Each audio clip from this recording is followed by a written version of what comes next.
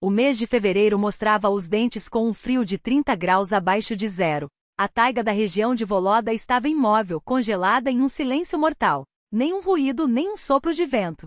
Só o rangido da neve sob os pés de Stepan Ignatievich, como estilhaços de vidro sendo esmagados, denunciava sua presença naquela sinfonia branca e muda. O pesado casaco de pele de carneiro, herança do antigo dono da cabana, endurecido pelo gelo, parecia pesar 1 tonelada. A cada passo, o homem afundava até a cintura nos montes de neve, lutava para sair e seguia adiante, apenas para afundar novamente. Sua respiração saía em jatos brancos que se congelavam na barba grisalha e no gorro de tricô, formando uma camada de geada. Não pare. De jeito nenhum.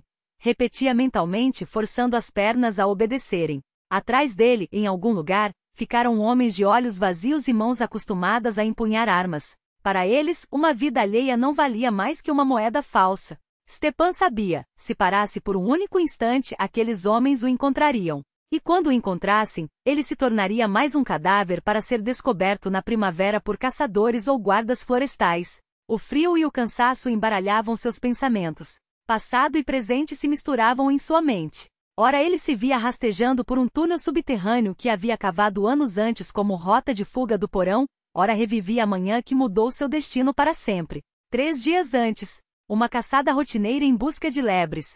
Um velho cedro, retorcido pelos ventos com uma raiz deformada que lembrava a cabeça de um urso. Ele já havia passado por aquela árvore incontáveis vezes, mas naquele dia algo o fez parar. Raízes revolvidas, marcas frescas de pá no chão nevado. A curiosidade de engenheiro, aquele instinto investigativo que carregava no sangue, o levou a examinar o local. Um cofre metálico enterrado junto às raízes. Dentro, maços de dinheiro e uma pasta com documentos. Alguém havia enterrado aquilo às pressas, sem se preocupar em apagar os rastros direito. Idiota, pensou. Agora que encontrei, melhor seguir em frente. Mas não conseguiu resistir. Abriu. E naquela noite 3 homens invadiram sua cabana. Espancaram-no, amarraram-no e jogaram-no no porão, deixando um guarda de rosto marcado por cicatrizes de varíola para vigiar. Onde estão os papéis? Perguntou o líder, um homem baixo e robusto, com olhos gelados como lascas de gelo. Não sei do que você está falando, respondeu Stepan. Mais tarde, arrastaram um jovem ensanguentado, já quase sem forças. Voltaram a perguntar sobre os documentos que ele supostamente teria roubado e escondido. Não sei de nada. Não tenho documentos nenhum. Gritou o rapaz. Um tiro ecoou seco como um estalo. Os miolos do jovem se espalharam pela parede. O guarda nem pescou. Você é o próximo, guardião da floresta, disse o chefe, limpando a arma com um pano. Até amanhã de manhã para pensar. O vigilante adormeceu pouco antes do amanhecer. Stepan, que havia afrouxado as cordas durante a noite, escapou pelo túnel secreto, que desaguava a 50 metros da cabana. Então começou a corrida pela neve virgem, zigue-zagueando, confundindo os rastros. 15 anos, pensava enquanto se arrastava entre os galhos de jovens abetos. 15 anos vivia ali como um eremita, e tudo se foi em um instante.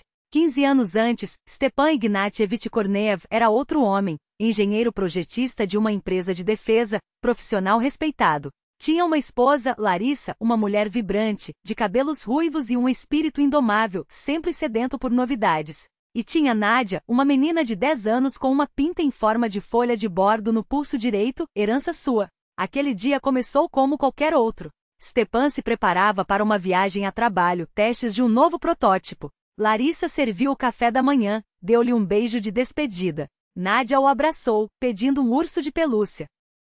Claro que trago, princesa, prometeu, beijando a cabeça da filha. Uma semana depois, voltou com o brinquedo. Mas o apartamento estava vazio. Sobre a mesa, um bilhete. Desculpe, não aguento mais assim. Não é vida, é só sobrevivência. Eu e Nádia precisamos de outra coisa. O que significava outra coisa Stepan descobriria depois.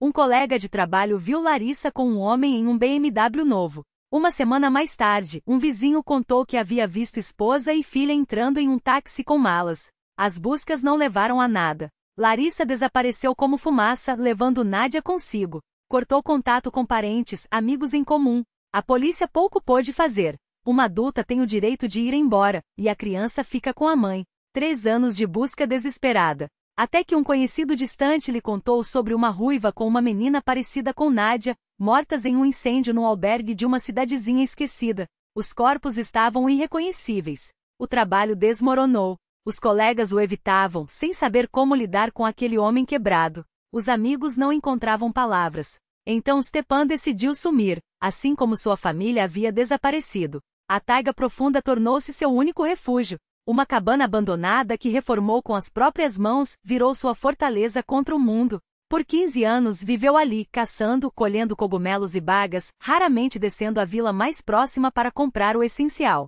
15 anos de solidão aguçaram seus sentidos a um nível quase sobrenatural. Aprendeu a ouvir a floresta como um ser vivo, cada suspiro, cada farfalhar. Pressentia a chuva com um dia de antecedência só pelo cheiro. Distinguia as nuances da neve, do azulado do gelo compactado ao amarelo pálido dos cristais sob os pinheiros. Agora, aqueles sentidos apurados lhe diziam que estava no limite. O corpo não respondia mais, os membros pesavam como chumbo. A noite caía sobre a taiga, trazendo consigo um frio ainda mais cortante. Não vou conseguir, percebeu, parando para descansar sob um abeto. Foi então que o vento trouxe um cheiro quase imperceptível, não de fumaça de queimada, mas de lareira doméstica, misturado ao aroma quente de pão fresco.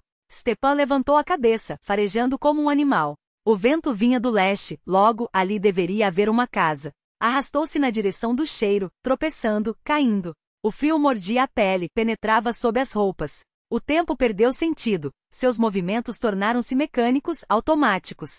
Quando avistou uma luz amarela tremeluzindo na janela, não acreditou. Uma casa de campo com as janelas iluminadas. Salvação! Os últimos metros foram os mais difíceis, como se a natureza, depois de lhe dar esperança, quisesse roubar suas últimas forças. À porta, Stepan desabou, ergueu-se de quatro e rastejou até a entrada. Com esforço sobre-humano, levantou a mão e bateu fraco, quase inaudível.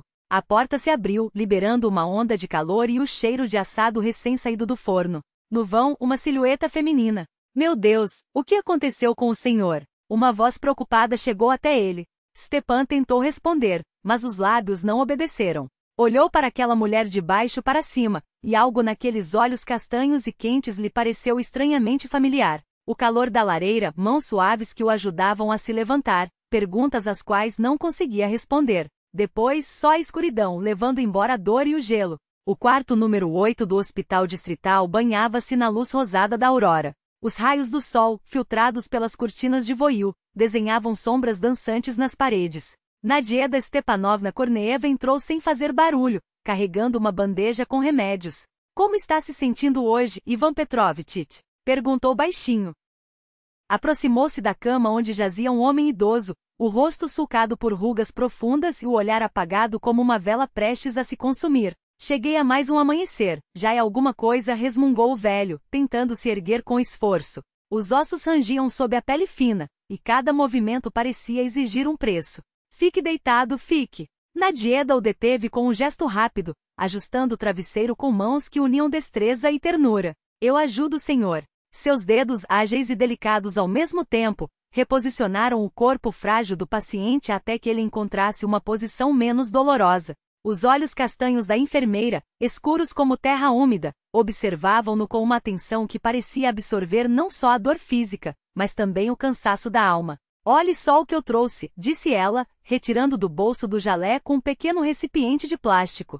Dentro, um caldo de galinha caseiro, ainda quente, exalava um aroma reconfortante e ao lado, empilhados em um guardanapo, 2 pirojki recheados com repolho. O senhor precisa recuperar as forças. Para quê, minha filha? O velho a encarou com uma mistura de incredulidade e resignação. Já passei dos 80. As pernas não me obedecem, o coração falha. Os filhos moram nas capitais, os netos nem sabem que existo. Para que me serviriam essas forças? Porque a primavera está chegando, e respondeu Nadieda com um sorriso suave, como se a resposta fosse óbvia. E o senhor me contou que no seu Palesagnik pequeno pomar, há macieiras. Quem vai podá-las se não for o senhor? Quem vai colher os frutos? Ela ajudou Ivan Petrovitch a se sentar, alisou o lençol amassado e lhe entregou uma colher. O velho, com movimentos trêmulos, mergulhou o utensílio no caldo e levou-o aos lábios. Os olhos se fecharam por um instante, como se o sabor o transportasse para outro tempo. "ITY", murmurou a voz embargada. Como na juventude quando minha mãe fazia isso. Vá vendo, brincou Nadieda, piscando um olho. Ainda vale a pena viver um pouco mais. Enquanto falava, tirou do bolso um pente de tartaruga e começou a alisar os fios brancos e raros do velho. Os dedos deslizavam com cuidado, como se temessem quebrar algo precioso. E enquanto pentear, entoava baixinho uma canção de ninar antiga, daquelas que as avós sussurravam aos netos nas noites de inverno. A porta rangeu. Zinaida Pavlovna, a enfermeira-chefe, apareceu no batente. Seu rosto, marcado por anos de serviço, tinha uma severidade que não conseguia esconder a bondade nos olhos. Karneeva, de novo alimentando os pacientes por fora? Resmungou, mas sem asperidade. Ainda vai estragar esse pessoal todo. Ivan Petrovitch está se saindo bem, defendeu-se Nadieda, sorrindo. Ontem, pela primeira vez, conseguiu ir sozinho até o corredor. Graças a você, admitiu Zinaida com um suspiro, cruzando os braços. Mas me diz, menina, não bastam suas próprias preocupações? Trazer comida de casa, ficar além do horário, e ainda por cima pegar essa eletrícia todos os dias? Você deveria pensar um pouco em si mesma. Nadieda apenas balançou a cabeça, enquanto terminava de arrumar os últimos fios rebeldes do velho. Eu gosto de ajudar, Zinaida Pavlovna. A voz era calma, como quem fala de algo simples e incontestável. É como se a alma esquentasse. A enfermeira-chefe apenas sacudiu a cabeça, resignada, e saiu sem mais comentários. Depois de terminar os procedimentos da manhã, Nadieda prometeu a Ivan Petrovitch que à noite, lhe traria o jornal para ler em voz alta. Em seguida dirigiu-se aos outros leitos, mas a imagem do velho mastigando os pirojki com os olhos brilhantes ficou gravada em sua memória, como um pequeno triunfo contra a indiferença do mundo. A eletrícia noturna estava quase vazia. Nadieda sentou-se junto à janela, encostando a testa no vidro frio. Do lado de fora a paisagem desfilava em tons azuis e cinzentos. Campos cobertos de neve, aldeias adormecidas sob o peso do inverno, bosquetes escuros que se fundiam com a noite. O mês de fevereiro tingia tudo com uma melancolia difusa, borrando os contornos como se o mundo estivesse se dissolvendo aos poucos. O cansaço vinha em ondas. O dia havia sido longo, novas admissões, procedimentos de rotina, as queixas do Dr. Saveliev, que mais uma vez, esquecera os óculos e culpava a equipe inteira por sua distração. E ainda havia a conversa com Antonina Nikolaevna, aquela que não saía de sua cabeça. Você é muito aberta ao mundo, Nadieka, dissera a idosa paciente quando ficaram a sós. E o mundo nem sempre é gentis com almas assim. Cuide-se, minha querida. Nem todo sorriso esconde boas intenções. O barulho metálico da porta do vagão abrindo-se cortou seus pensamentos. 2 homens entraram, um baixo de constituição robusta e olhos gelados, o outro, alto, com o rosto marcado por cicatrizes que pareciam mapas de uma vida violenta. Percorreram o corredor com passos lentos, examinando cada passageiro com um olhar que não era de quem busca, mas de quem caça. Nadieda sentiu um arrepio. Instintivamente virou-se para a janela e puxou o gorro mais para baixo, como se pudesse se tornar invisível. O medo era irracional. Afinal, o que aqueles homens teriam a ver com ela? Mas algo em seus gestos, na maneira como os olhos do mais baixo se detinham demais em cada rosto, acendeu um alerta dentro dela. Desculpe, a voz rouca soou logo acima de seu ouvido. A senhora não viu por aqui um homem idoso, de tulupe e casaco de pele longo? Ela se virou devagar, forçando os lábios a esboçar um sorriso neutro. O homem baixo a encarava, os olhos cinzentos e duros como pedaços de gelo.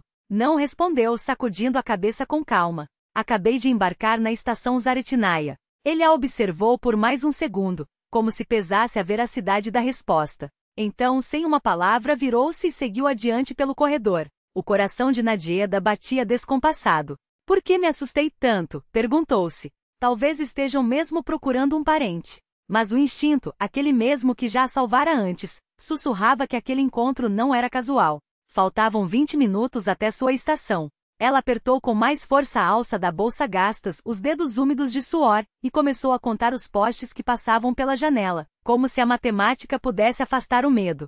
As lembranças a invadiam enquanto caminhava pela rua desertas, iluminada apenas pelos raros postes que cortavam a escuridão. A pequeno apartamento na periferia de uma cidade industrial, paredes de concreto, o cheiro de mofo e de sopa requentada. Seu pai, um homem alto, de mãos calejadas e olhos cansados, mas sempre disposto a contar histórias antes de dormir, sobre estrelas, sobre máquinas que voavam, sobre o trabalho que, segundo ele, protegia a pátria. Nós fazemos algo importante, Nadieka dizia, enquanto ela se aninhava em seu colo, respirando o cheiro do seu eau-de-cologne barato e da lã do suéter. Um dia você vai entender. E a mãe? Linda, de cabelos ruivos e riso fácil, mas sempre insatisfeita. Tanto talento desperdiçado nesse buraco, resmungava, enquanto arrumava as malas com gestos bruscos. Ele poderia estar em Moscou no ministério e não aqui enterrado vivo. Até aquele dia. O pai partirá em uma comissão de serviço. Ela pedirá um urso de pelúcia, o maior e mais felpudo papai. E ele prometera, apertando-a contra o peito. 3 dias depois, a mãe a acordou no meio da noite. Vista-se. Vamos embora. E o papai? Perguntou Nadieda, esfregando os olhos sonolentos. A voz da mãe tremeu. O papai fica. Mais tarde, entre soluços, ela confessaria. Ele ama mais o trabalho do que a nós. Merecemos algo melhor. A vida melhor revelou-se um apartamento alugado em uma cidade estranha, um homem chamado Tio Grisha, que no início trazia doces e a levava a restaurantes, mas cujo sorriso se transformou em algo amargo quando o dinheiro da mãe acabou. As brigas começaram. O cheiro de vodka. A mãe chorando no banheiro repetindo, não podemos voltar. Não podemos. Vamos voltar para o papai, implorava Nadieda aos 10 anos, agarrando-se à saia da mãe. Não dá, Dushenka. As lágrimas escorriam pelo rosto de Larissa. Eu fiz algo que não tem perdão. Anos depois, já adulta, Nadieda entenderia. A mãe levará consigo, ao fugir, documentos do trabalho do pai, papéis que tio Grisha desejava. E quando eles deixaram de ser úteis, mãe e filha também deixaram de sê-lo. Foram anos de mudanças constantes, cidades desconhecidas, quartos alugados, a mãe trabalhando como balconista, faxineira, garçonete, até que a doença a derrubou. Câncer de pâncreas. Estágio avançado. No leito do hospital, Larissa segurreda sua mão com dedos já translúcidos. Perdoe-me, filha. A voz era um fio. Eu me enganei tanto. Encontre seu pai. Ele é um homem bom. Ele a ama. Mas o pai havia desaparecido. O endereço antigo não existia mais. Na fábrica disseram que ele se demitira havia anos. Talvez tenha mudado de sobrenome, ou quem sabe, o assistente social encolheu os ombros indiferente. O vento cortante a trouxe de volta ao presente. À sua frente, a silhueta familiar da casa de Antonina Nikolaevna se destacava contra o céu estrelado. 4 janelas iluminadas, o alpendre robusto, os nalitnik, ornamentos de madeira esculpidos à mão. Dentro, o ar estava gelado. A lareira apagara-se durante o dia, e Nadieda rapidamente reacendeu o fogo, tirando a roupa encharcada de neve. Enquanto o chaleira esquecia na fogueira, ela retirou do bolso um envelope amarelado, a última carta que receberá da mãe, anos atrás, antes da doença levá-la. Mas não era hora para memórias. Havia o jantar para esquentar, as meias molhadas para pendurar perto do braseiro, e acima de tudo, a promessa feita a Ivan Petrovitch. Amanhã, ela voltaria com o jornal. E talvez, quem sabe, com mais um pouco daquele caldo que fazia os olhos dos velhos brilharem, como se a primavera já tivesse chegado. Do armário de madeira escura, já gastos pelos anos, Nádia tirou um caderno surrado de receitas. As páginas amareladas pelo tempo guardavam a letra cuidadosa de Antonina Nikolaevna, sua antiga vizinha na aldeia. Pães de centeio com cogumelos e cebola lia-se no alto da página, com uma anotação ao lado: faça-os Nadieka quando a saudade apertar. Eles aquecem não só o corpo, mas a alma. E era verdade. Enquanto amassava a massa com as mãos farinhentas, os pensamentos de Nádia voavam para trás, como folhas levadas pelo vento outonal. Havia terminado o curso técnico de enfermagem com honras, orgulho estampado no diploma emoldurado que pendurara na parede de sua Khrushchevka, um apartamento minúsculo de um cômodo no primeiro andar com janelas para a avenida barulhenta, mas que era seu. Cada peça do mobiliário fora escolhida com carinho em brechós. A mesa de madeira com pernas desiguais, o sofá-cama coberto por um crochê desbotado, os pratos de porcelana com flores azuis que combinavam com a xícara herdada da mãe. O salário de enfermeira não era grande, mas era estável, e pela primeira vez na vida, Nádia sentia que tinha um lugar no mundo. Até que veio aquele domingo na igrejinha de Nossa Senhora do Véu. Valentina Sergeyevna apareceu como um sinal divino. Uma senhora de cabelos prateados impecavelmente penteados, olhos tristes demais para aquele sorriso educado, e uma história que doía só de ouvir. Que autores desonestos, meu filho trabalhador, nossa casa perdida. E então, a oferta que soou como salvação. Fique conosco até arrumar um lugar, querida. Ingênua. Confiante. Como uma criança que acredita em contos de fada. Os dias que se seguiram foram um pesadelo acordado. Nádia trancava a porta do quarto à noite e ouvia os passos de Victor no corredor, pesados como marteladas. Você não vai a lugar nenhum, sussurrava ele, encurralando-a contra a parede, o hálito quente e azedo no seu rosto. Você é minha, entendeu? As ameaças, os empurrões acidentais, o medo que se aninhava em sua garganta como um osso engasgado. Até que Antonina Nikolaevna, a mesma que lhe ensinara a fazer os pães de centeio, apareceu como um anjo tardio. Vem comigo, filha. Lá ninguém vai te encontrar. Uma mala apanhada às pressas, um bilhete de trem comprado com as últimas economias, e a fuga para aquela casa de madeira no fim do mundo, onde o inverno era longo e o silêncio, um aliado. Os pães estavam quase prontos, dourando na borda quando um som a fez estremecer. Toque, toque, toque. Um bater desesperado na janela, como se alguém tentasse arrancar o gelo com as próprias mãos. Nádia congelou a colher de madeira suspensa no ar. O coração disparou batendo tão forte que ela jurou ouvir o sangue nos ouvidos. Quem ousaria vir até aqui, nesta noite gelada, nesta aldeia esquecida? A pergunta ecoou em sua mente como um grito abafado. Será que Victor a encontrara? O bater se repetiu mais fraco dessa vez, como se a pessoa do lado de fora estivesse perdendo as forças. Devagar, como se arrastasse os pés, Nádia aproximou-se da janela e afastou a cortina de chita desbotada. No alpendre, uma figura encurvada lutava contra o vento, coberta por um casaco de pele espessa e uma camada de neve que a tornava quase irreconhecível. O homem, se era um homem, batia na vidraça com luvas enrijecidas pelo frio, os movimentos truncados como os de um boneco de corda prestes a quebrar. Meu Deus, ele vai morrer congelado, pensou, e o medo deu lugar a algo mais antigo, mais teimoso, a piedade. Sem hesitar, correu para a porta, abriu-a de golpe. O ar gélido invadiu a casa, trazendo consigo o cheiro de pinheiro e neve suja. O que aconteceu com você? Gritou, segurando pelo braço o desconhecido, que cambaleava como um bêbado. Ele levantou a cabeça, e Nádia viu um rosto pela metade escondido por uma barba grisalha e sulcada por cicatrizes, algumas recentes, outras antigas, como marcas de uma vida que não fora gentil. A pele estava pálida, quase azulada pelo frio, mas foram os olhos que a fizeram recuar um passo. Neles, por trás da névoa da exaustão, havia algo que lhe pareceu estranhamente familiar, como um eco de um sonho que não conseguia lembrar. Entre depressa, ordenou, puxando-o para dentro. O homem tentou falar, mas os lábios tremiam demais, as palavras saíam em fragmentos incompreensíveis. Olhava para Nádia com uma expressão que ela não soube decifrar. Espanto? Reconhecimento? Como se tivesse visto um fantasma. Ou como se ela fosse o fantasma. Com um último esforço, cruzou o limiar e desabou no chão de tábuas gastas, inconsciente, enquanto a neve derretida de suas botas formava uma poça escura aos pés de Nádia. Uma verdade incômoda. Os olhos de Valentina Sergeyevna se arregalaram, encheram-se de lágrimas de gratidão. Anjinho, minha filha, que Deus te abençoe. Não podemos incomodá-la. É só até resolvermos essa questão da moradia, afirmou Nádia com firmeza, embora soubesse bem o peso de não ter um teto. Eu mesma sei como é difícil ficar sem um lugar para dormir. Os primeiros dias foram como um conto de fadas. Valentina Sergeyevna revelou-se uma anfitriã exemplar. Preparava almoços fartos, mantinha a casa impecável e enchia as noites com histórias de sua longa carreira como professora. Olha aqui, este é o Serioja, hoje é professor, imagine só, dizia, exibindo uma foto amarelada de uma turma escolar. E esta Alenosha virou atriz. Aparece até em novelas. Sua voz transbordava orgulho, como se aquelas vidas bem-sucedidas fossem um reflexo de seu próprio valor. Victor, porém, só apareceu no terceiro dia.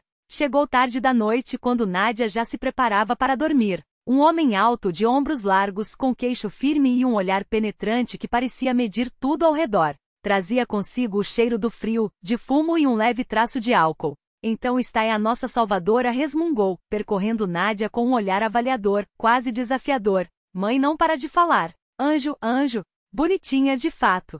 Sua boca se abriu em um sorriso largo, mas os olhos permaneceram frios. Obrigado, Nádia. Nem todo mundo faria isso hoje em dia. E aí, mãe, o jantar está pronto? Estou faminto como um lobo. Nos dias seguintes, Victor chegava tarde e saía cedo. Nádia mal via, apenas ouvia sua voz grossa ecoando pelo apartamento em horários estranhos. Ele é trabalhador, igual ao pai, justificava Valentina Sergeyevna, com um brilho de admiração nos olhos. Faz turno dobrado para juntar dinheiro pro nosso canto.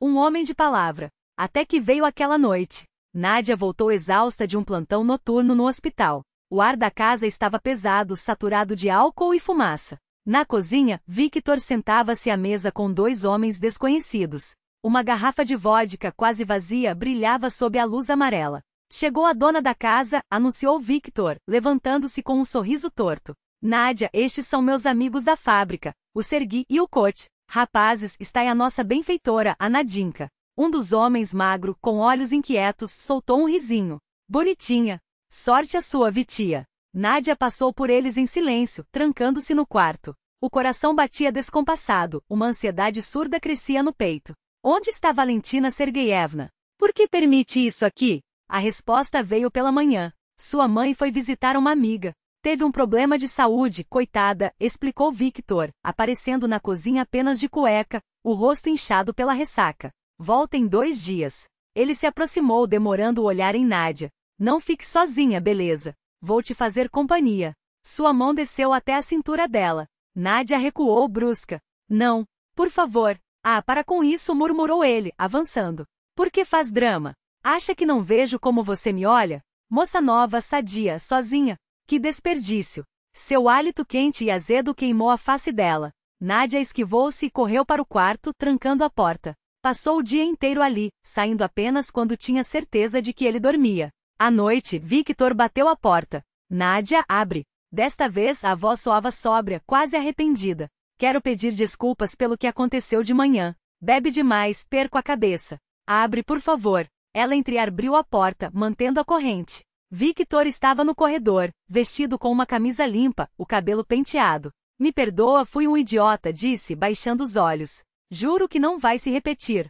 Fiz uns pelmeni. Vamos jantar como gente grande, que tal? Depois de hesitar, Nádia aceitou. O jantar transcorreu em calma. Victor falou sobre o trabalho, sobre planos futuros, sem uma única insinuação. Por um momento, ela quase acreditou que o incidente da manhã fora um desvio, um erro. Mas a ilusão durou pouco. Na madrugada, a batida na porta voltou, agora insistente e autoritária. Abre. Sei que está acordada. A voz de Victor não pedia mais, ordenava. Abre por bem. Ou arrebenta essa porta. Vá embora, por favor, respondeu Nádia, a voz trêmula. Já é tarde. Abre, ou vai se arrepender, rosnou ele. Acha que não vejo como você me provoca? Faz-se de difícil para aumentar o preço, é? Ela se encolheu na cabeceira da cama, abraçando os joelhos. Do lado de fora ouviu-se um barulho. Sai da frente, sua. Depois, um chute na madeira. Mais um chute. Te pego de qualquer jeito, sibilou Victor. Não tem para onde correr.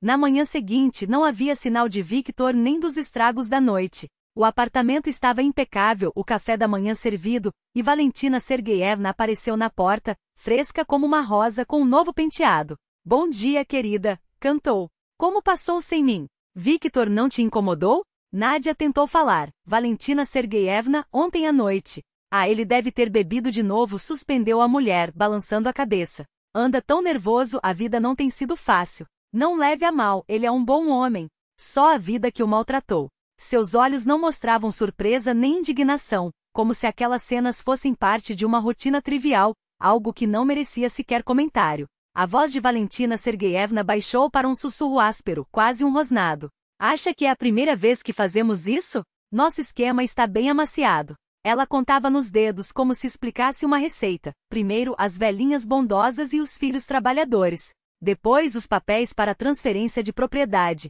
Aqui, ela passou o dedo pela garganta em um gesto cortante. E fim. Sem rastros. Sem testemunhas. Foi naquele instante que Nádia compreendeu. Diante dela não estava uma professora aposentada infeliz, mas uma criminosa experiente, com os instintos afiados de quem já havia enganado muitas vezes. Ela recuou até sentir a parede fria nas costas. Eu vou à polícia, gaguejou, a voz trêmula. Victor soltou uma risada rouca. Tenta. Os olhos dele brilhavam com um desafio cruel. Enquanto isso, paga o aluguel. Vai morar aqui, mas vai pagar por isso. As semanas seguintes se transformaram em um pesadelo sem fim. Victor confiscou suas chaves, seu passaporte, seu cartão bancário. Só a deixava sair para trabalhar, e mesmo assim sob vigilância constante.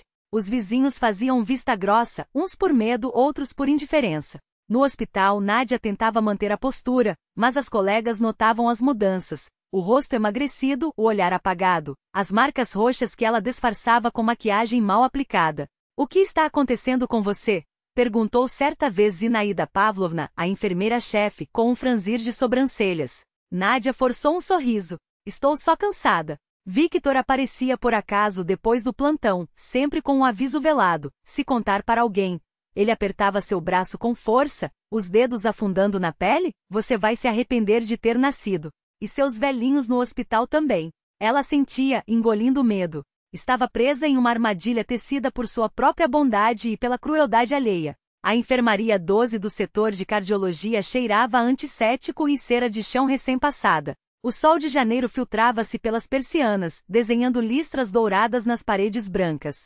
Nádia ajustava a soro de uma nova paciente, uma mulher de cabelos prateados, postura ereta e um olhar penetrante como lâmina. Há quanto tempo trabalha aqui, menina? Perguntou a idosa, observando cada movimento preciso das mãos da enfermeira. 3 anos, Antonina Nikolaevna, respondeu Nádia, fixando o esparadrapo na agulha do catéter. E sempre tão triste? A pergunta veio inesperada como um golpe. Nádia congelou. Ninguém antes havia olhado além da máscara profissional. Ninguém havia enxergado a mulher assustada, exausta, sem chão. Não estou triste, mentiu automaticamente.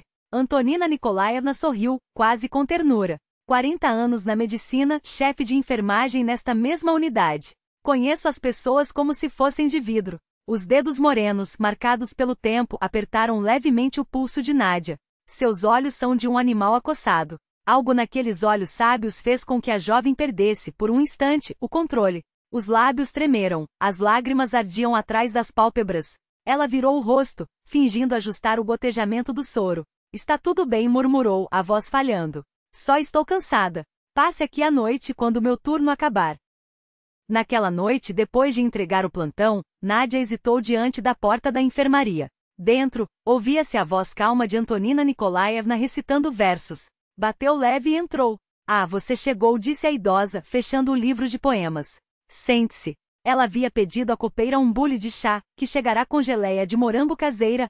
Ela não me nega nada. Eu a conheço desde que era uma garotinha, recém-chegada ao hospital. Enquanto tomavam o chá, falando de coisas banais, o tempo, os livros, as rotinas do hospital, Nádia sentiu algo dentro dela começar a se soltar, como um nó antigo que finalmente cede. Você me lembra alguém, disse Antonina Nikolaevna de repente, estudando o rosto da jovem. Não consigo me lembrar de quem. É estranho, como se já a conhecesse há anos.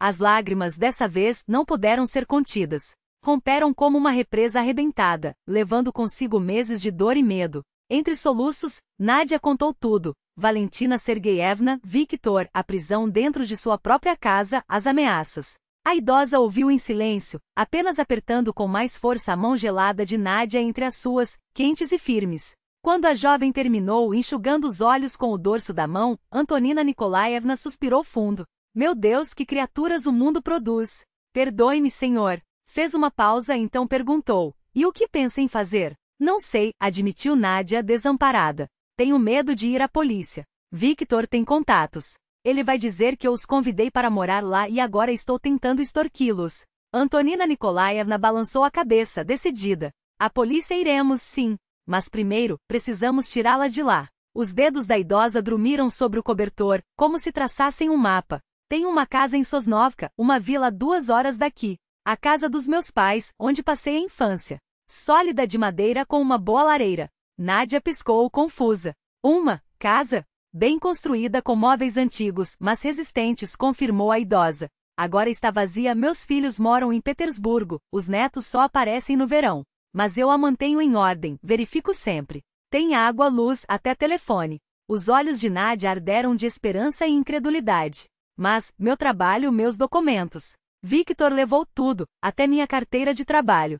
Sua carteira está nos arquivos do hospital, respondeu Antonina Nikolaevna, serena. O passaporte nós providenciamos outro. O importante é salvá-la. Sua voz era firme, como quem já tomara uma decisão irrevogável. Às vezes, é preciso perder algo pequeno para não perder tudo. Havia tanta convicção naquele olhar que Nádia sentiu, pela primeira vez em meses, que poderia confiar, que aquela mulher era sua âncora. O plano era simples. Nádia começou a levar, aos poucos, suas coisas mais essenciais, uma peça de roupa aqui, um documento ali, escondendo tudo na casa de Verônica, uma colega de confiança. Enquanto isso, Antonina Nikolaevna preparava a casa em Sosnovka, pedia a um vizinho que acendesse a lareira, checasse a fiação. A alta da idosa estava marcada para terça-feira. Na segunda noite, durante seu plantão noturno, Nádia ligou para Victor. Pediram para eu ficar cobrindo um turno. Falta gente. Procurou soar natural.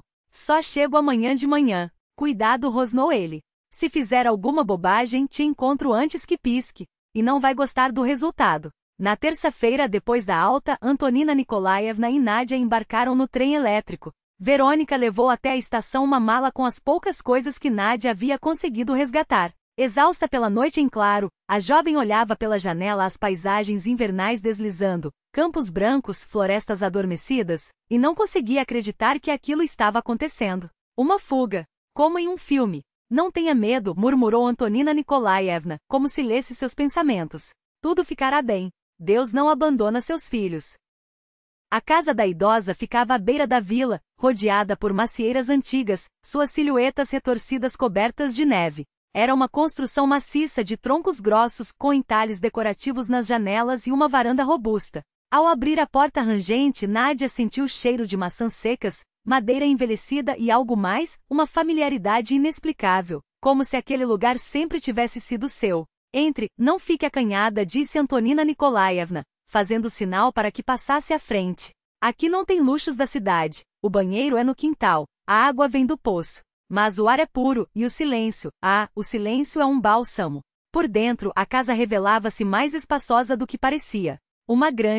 A sala principal revelava-se ampla e acolhedora, dominada por um imponente forno russo de tijolos brancos, cujas curvas suaves pareciam abraçar o ambiente. Uma cortina de tecido grosso, bordada com motivos florais desbotados pelo tempo, separava discretamente a cozinha, o espaço onde panelas de ferro fundido pendiam de ganchos na parede e o cheiro de ervas secas se misturava ao aroma persistente da fumaça. Duas pequenas alcovas, uma de cada lado do corredor, serviam como dormitórios. Suas portas de madeira, levemente encurvadas pela umidade dos invernos, rangiam ao menor toque. O assoalho, desgastado por décadas de passos, brilhava em tons amarelados onde a lixa havia removido camadas de tinta antiga, enquanto as paredes, escurecidas pelo tempo e pela fuligem das velas, guardavam a memória de gerações. No canto mais iluminado da sala, um Krasny Ugol, o canto vermelho sagrado das casas russas, abrigava ícones de madeira enegrecida, seus rostos santos quase apagados pela pátina dos anos.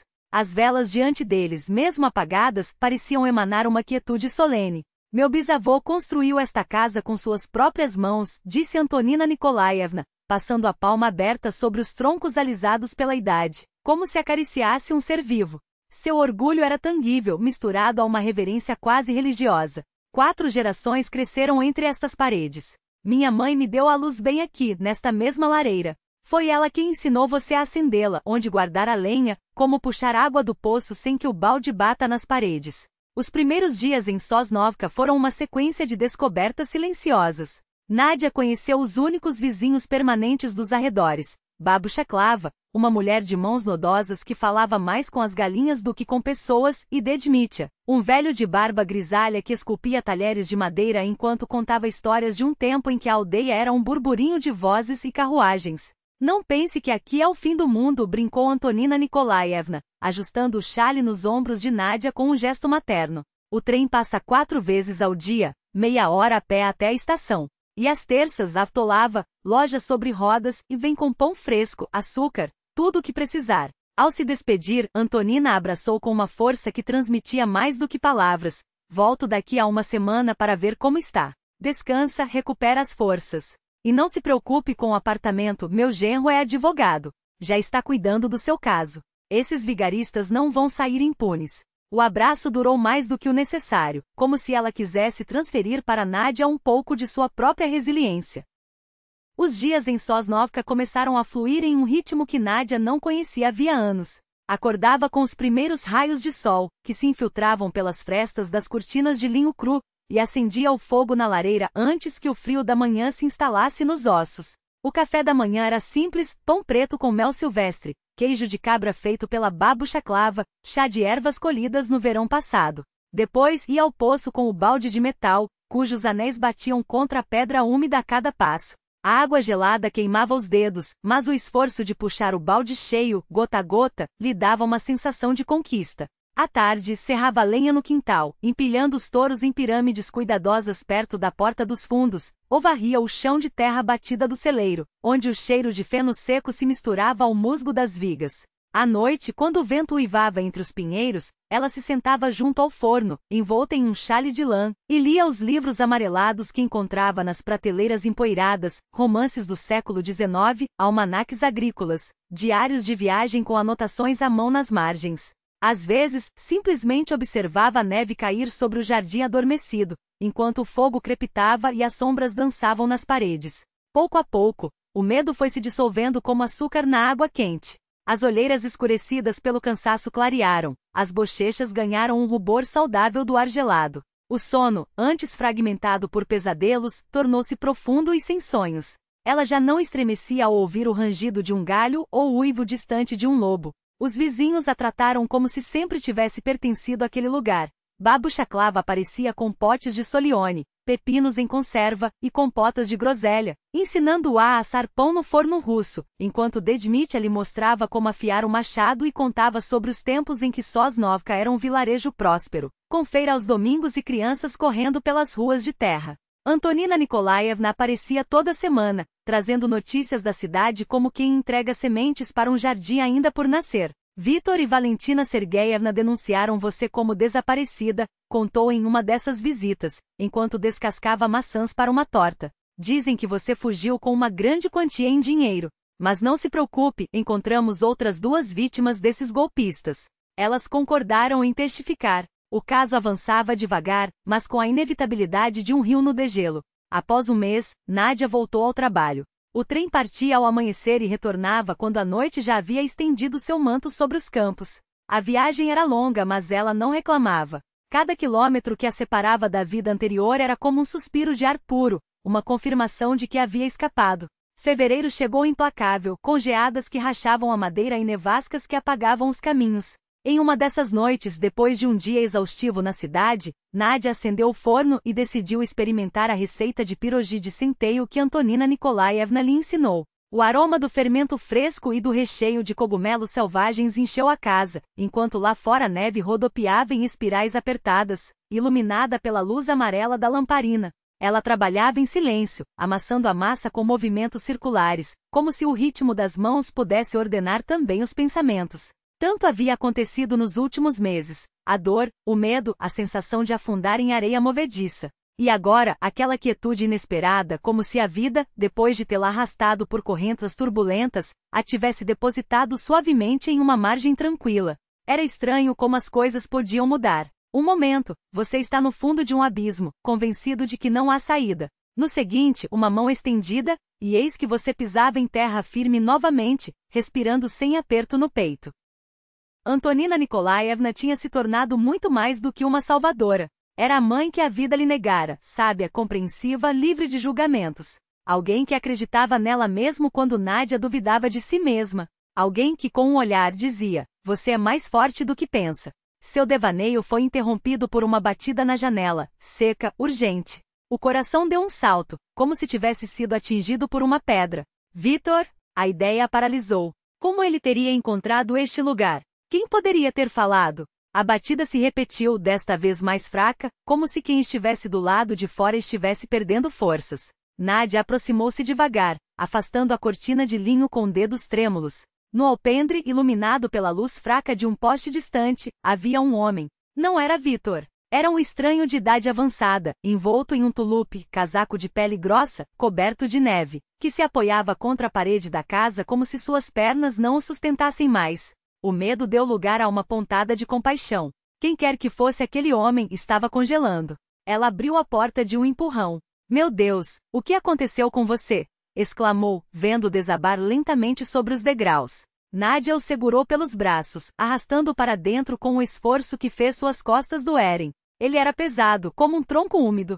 De suas roupas exalava um cheiro de floresta profunda, de geada e de algo mais, uma fragrância vaga, mas estranhamente familiar, como o aroma de um lugar esquecido na infância. Agora, murmurava ela, ajudando-o a sentar-se no banco junto ao forno. Aqui está chá quente. Você vai se aquecer. Tirou-lhe o tulupe com cuidado, enrolando-o em um cobertor de lã grossa. O rosto do homem estava oculto por uma barba grisalha e sulcado por cicatrizes profundas antigas, que distorciam seus traços como se tivessem sido esculpidos por uma mão bruta. Apesar disso, havia algo em seus olhos, uma luz que a neve não conseguia apagar. Obrigado, roquejou ele, envolvendo a caneca de chá com mãos que tremiam. Pensei que não chegaria. Como você ficou perdido no mato em um dia desses? Perguntou Nádia, jogando mais lenha no fogo. Se perdeu? Não, respondeu o homem, balançando a cabeça. Estavam me perseguindo. Moro no bosque em uma cabana. Era guarda florestal. Seu tom era calmo, como se estivesse descrevendo o clima. Encontrei um esconderijo deles por acidente. Agora querem se livrar da testemunha. A palavra bandidos pairou no ar como uma lâmina. Nádia sentiu um calafrio. Quem? Não importa, disse ele, como se o perigo fosse um detalhe irrelevante. Eu dou um jeito. Havia uma força quietas em sua voz, uma resistência forjada em anos de solidão e privação. Posso ajudar de alguma forma? Ofereceu Nádia. Talvez chamar a polícia? Não, não é necessário. O homem abanou a cabeça novamente. Vou descansar um pouco e seguir meu caminho. Não quero envolvê-la nisso. Mas para onde você vai em uma noite dessas? Protestou ela. Fique pelo menos até o amanhecer. Há espaço de sobra. O homem levantou os olhos para ela cansados, mas surpreendentemente vivos. Havia algo naquele olhar que a fez estremecer, como se o conhecesse há décadas. Obrigado, disse baixinho.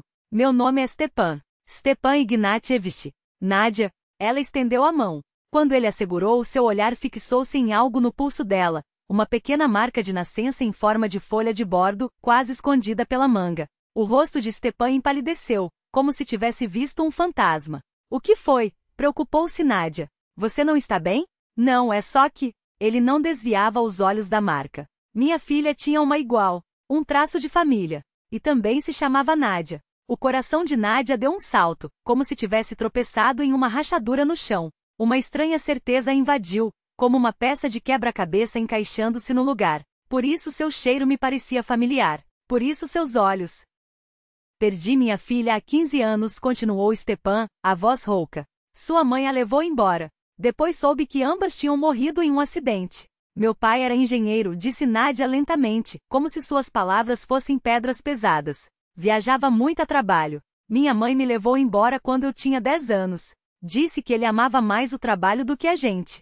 Eles se entreolharam, incapazes de pronunciar o que já estava óbvio. A voz de Nádia falhou. Ele prometeu me trazer um urso de pelúcia enorme quando voltasse de uma viagem. Mas nunca voltou. Minha mãe me levou embora à noite, escondido. Eu comprei, sussurrou Stepan. O maior que encontrei. Ainda está esperando por ela. As lágrimas ardiam nos olhos de Nádia. Ela queria dizer algo, qualquer coisa, mas as palavras se emaranharam em sua garganta. De repente, Stepan empalideceu. Sua mão que segurava a caneca caiu sem força. Os olhos se fecharam, e ele começou a tombar para o lado. O que foi? Nádia ajoelhou-se ao seu lado.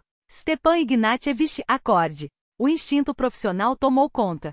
Ela verificou o pulso, fraco, mas regular. A respiração era superficial, a pele fria e levemente azulada. Hipotermia, exaustão, desidratação. Com movimentos rápidos, Nádia o deitou no sofá, cobrindo-o com todos os cobertores que encontrou, colocando uma bolsa de água quente nos pés, fazendo-o beber chá adoçado quando ele recuperou a consciência por alguns segundos. Mas seus olhos voltaram a fechar-se, e o corpo afundou em um sono profundo.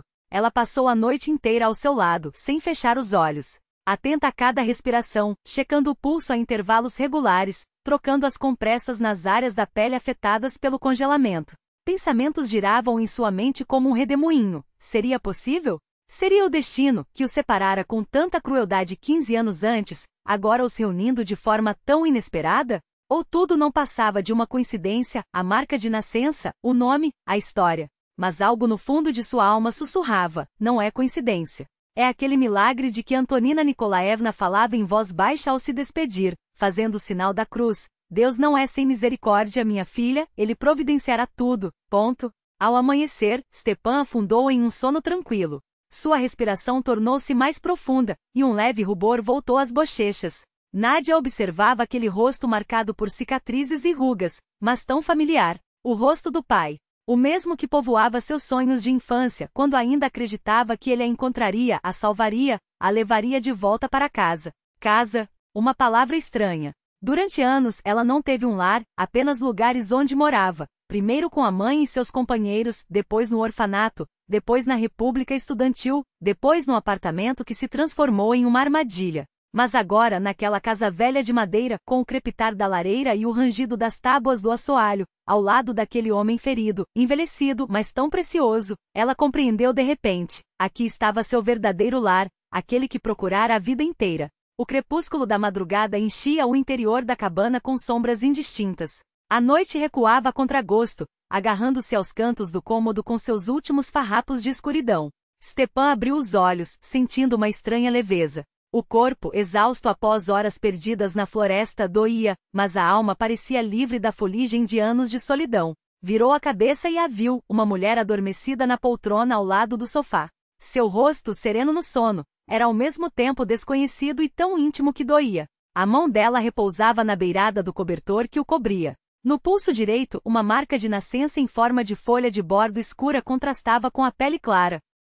As memórias o atingiram como uma onda, tão fortes que lhe cortaram a respiração. A esposa levando a filha embora. Os anos de buscas desesperadas, a dor, o desespero. Mas acima de tudo a imagem de uma menininha, mostrando com orgulho sua marca. Olha, papai, a nossa é igual. E era verdade, a mesma folha de bordo escurecia seu próprio pulso. Stepan apoiou-se nos cotovelos, examinando os traços da mulher adormecida. Os olhos castanhos, o formato dos lábios, a linha das maçãs do rosto. Tudo lembrava seu próprio reflexo no espelho 15 anos antes que a vida sulcasse seu rosto com rugas e cicatrizes. Dúvida e esperança lutavam dentro dele. Poderia acreditar naquele milagre? Depois de tantos anos vagueando nas trevas, a vida o teria guiado justamente até aquela porta, atrás da qual esperava a filha que ele chorara e enterrara em seu coração? O medo brotou das profundezas de sua consciência. E se estiver enganado? E se fosse apenas uma coincidência? Ou pior, e se fosse ela de verdade, mas ela não quisesse aceitá-lo? Um homem envelhecido, quebrado pela vida, um eremita que abandonara as buscas, que falhara em proteger seu próprio filho. Stepan levantou-se com cuidado, tentando não acordá-la. As molas do sofá rangiam traidoramente, mas ela apenas virou a cabeça, sem despertar. Ele vestiu o casaco de pele de carneiro em silêncio, encontrou suas coisas e saiu para a varanda. O nascer do sol tingia a neve de um rosa suave. O ar, cristalino e gelado, queimava os pulmões.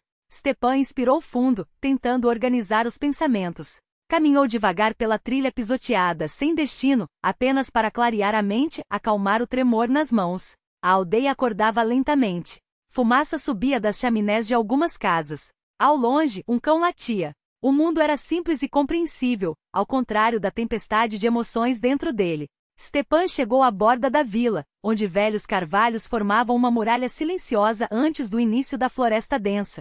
Um deles chamou sua atenção, robusto, com o tronco bifurcado e um oco profundo à altura de um homem. A memória surgiu de repente. 20 anos antes, ele, Larissa e a pequena Nádia tinham vindo até ali, para Sosnovka, para visitar uma tia idosa de Larissa.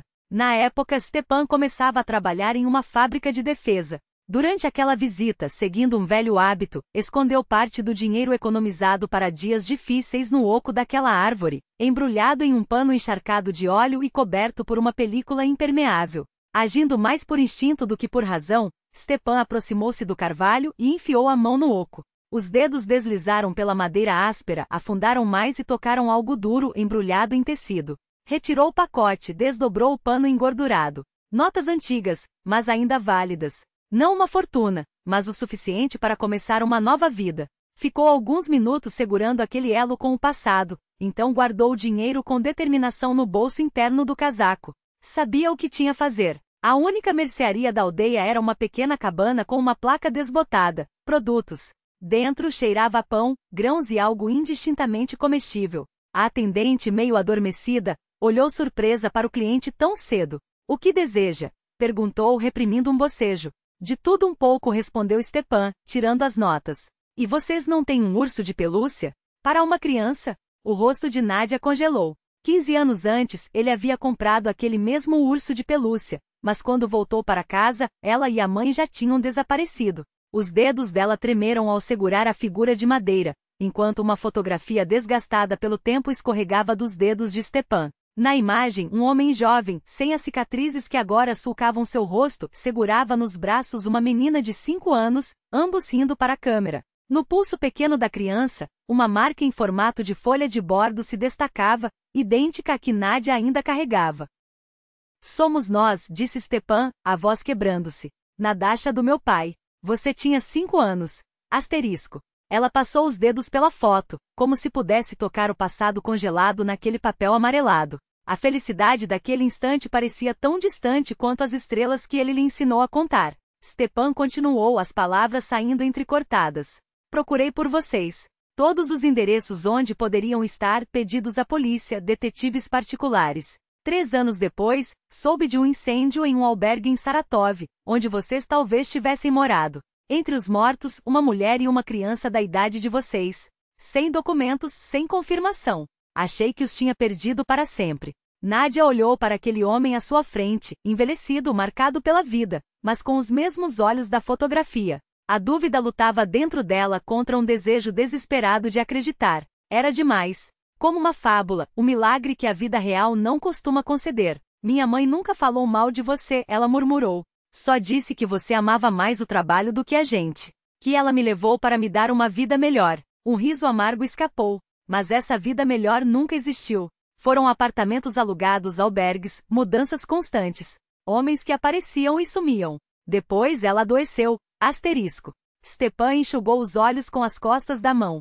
Ela não te contou que levou documentos secretos do meu cofre? Os desenhos de uma arma nova. O homem com quem ela fugiu trabalhava para uma inteligência estrangeira. Usaram sua mãe para chegar até mim, até minhas pesquisas. Quando conseguiram o que queriam, a descartaram. Asterisco. As palavras da mãe moribunda ecoaram na memória de Nadia. Me equivoquei tanto. Perdoa-me. Agora, elas ganhavam um novo significado. Me culpei por anos, Stepan confessou, virando-se para a janela. Pensei que talvez realmente trabalhasse demais, que não desse atenção suficiente. Talvez Larissa tivesse razão em ir embora. Mas levar você? Privar uma filha do pai, um pai da filha, asterisco. Ele não terminou a frase. Nadia olhou para o urso de madeira em suas mãos. Fragmentos de memória emergiam do fundo de sua alma. O pai lendo histórias antes de dormir, ensinando-a a contar estrelas, mostrando como esculpir figuras na madeira. Minha princesa gentil, ele a chamava. Você me ensinou a fazer ursos como este, ela sussurrou. Dizia que se ele ficasse bondoso me protegeria. Asterisco. Stepan virou-se, os olhos brilhando. Você se lembra? Não de tudo, ela admitiu. Só pedaços. Mas são reais, eu sei. Asterisco. Ergueu o pulso, mostrando a marca em forma de folha. Stepan arregaçou a manga, revelando a mesma mancha em seu braço. Traço de família, ele sorriu através das lágrimas. Meu pai, seu avô, também tinha. E o pai dele. Asterisco. Algo dentro de Nadia se quebrou. O muro de desconfiança e medo, construído ao longo de anos de decepção, desmoronou. Ela deu um passo à frente e, hesitante, como se não acreditasse naquilo, abraçou o pai. Ficaram assim por muito tempo. 2 seres solitários que após 15 anos se reencontraram. 2 corações partidos pela vida finalmente com uma chance de sarar. Não consigo acreditar, Nadia afastou-se confusa. Como é possível? O que você fazia na floresta, tão longe de casa? Por que agora? Asterisco. Stepan suspirou, o rosto escurecendo. Vivi como eremita na taiga todos esses anos. Reformei uma cabana abandonada de um guarda florestal, caçava, colhia cogumelos e bagas. Dia após dia, sem esperar nada do futuro. Até que 3 dias atrás, encontrei sob as raízes de um cedro antigo uma caixa de metal com dinheiro e documentos. Pertencia a uma quadrilha que operava na região. Eles me capturaram, mataram um jovem na minha frente, acusado de roubar a mercadoria deles. Iam me matar também, mas escapei por uma passagem secreta que eu mesmo havia aberto anos antes. Passou a mão pelo rosto, como se pudesse apagar as lembranças. Eles ainda me procuram. Homens de olhos frios e almas mortas. Se me encontrarem, não hesitarão em matar. E agora que te encontrei, tem medos que cheguem até mim. Asterisco. Nadia completou. Ele assentiu. Precisamos ir embora. Longe. Começar de novo. Tenho dinheiro. Tocou o bolso onde guardava o achado no oco da árvore. Não é muito, mas dá para o início. Mas primeiro, Nadia interrompeu, firme, precisamos ir à polícia com esses documentos. Não podemos apenas fugir e viver com medo pelo resto da vida. Chega de correr. Asterisco. Stepan olhou para a filha, surpreso. Em seus olhos, uma determinação que ele não via em si mesmo havia anos. Você está certa, ele concordou. Chega de correr, mas não há polícia local. Há um homem em Moscou, um ex-colega. Trabalha no comitê de investigação. Nele eu confio. Asterisco. Nadia assentiu, sentindo uma certeza crescer dentro de si. Enfrentariam isso juntos. Pai e filha finalmente reunidos depois de tanto tempo. Vou fazer chá, disse ela levantando-se. Depois decidimos o que fazer. Asterisco. Stepan a observou com ternura e orgulho. Quantas provações ela havia enfrentado, quanta dor e solidão. Mas ali estava ela, inteira, preservando a bondade e a capacidade de acreditar nas pessoas. Do lado de fora, um novo dia começava. O sol subia sobre a aldeia nevada, prometendo luz e calor depois de um longo inverno. Luz e calor que finalmente também chegavam às suas almas congeladas. A história de Valentina e Viktor Kudryavtsev veio à tona 15 anos depois. Molchanov ouviu tudo em silêncio, sem interromper. Seu rosto permanecia impassível, mas os músculos da mandíbula se contraíam sempre que o nome daquela família era mencionado. Conheço bem esse casal, disse ele por fim, abrindo uma pasta digital no computador. Valentina Sergeyevna Kudryavtseva e seu filho, Viktor, apareciam em 3 processos por fraudes imobiliárias, mas sempre conseguiam se safar. Trabalhavam com método, identificavam pessoas solitárias, socialmente vulneráveis, ganhavam sua confiança e então, ou as forçavam a transferir seus bens ou as destruíam, levadas ao suicídio ou à morte por meios menos óbvios. Molchanov girou o monitor para que pudessem ver as fotos das vítimas. Helena Vassilievna Sorokina, 76 anos, atirou-se pela janela ao descobrir que seu apartamento agora pertencia a uma tal Neve, nome falso usado por Valentina. Anatoly Petrovich Kzemin, 82 anos, morreu de um ataque cardíaco depois de ser acolhido pela família e, em seguida, expulso de sua própria casa. Svetlana Igorevna Veziolova, 34 anos, portadora de deficiência desde a infância, desapareceu após conhecer Viktor. Seu apartamento foi vendido por um laranja. Nadieda cobriu a boca com a mão. Aquelas provas documentais, o que poderia ter sido seu destino, lhe causavam náuseas físicas. Vou ajudá-los, afirmou Molchanov firme, tanto com o apartamento quanto com os bandidos da taiga. Eles estão mais conectados do que parece. Os meses seguintes se transformaram em um labirinto sem fim de procedimentos jurídicos. Recuperar o apartamento não foi simples. Os Kudryavtsev já haviam formalizado uma doação, supostamente assinada por Nadieda. A falsificação era impecável. Seria necessária uma perícia grafotécnica complexa. Stepan encontrou Vera Nikolaevna, uma professora aposentada que morava no mesmo prédio. Ela ouvirá os gritos e ameaças de Viktor à noite, mas com medo, nunca interveio.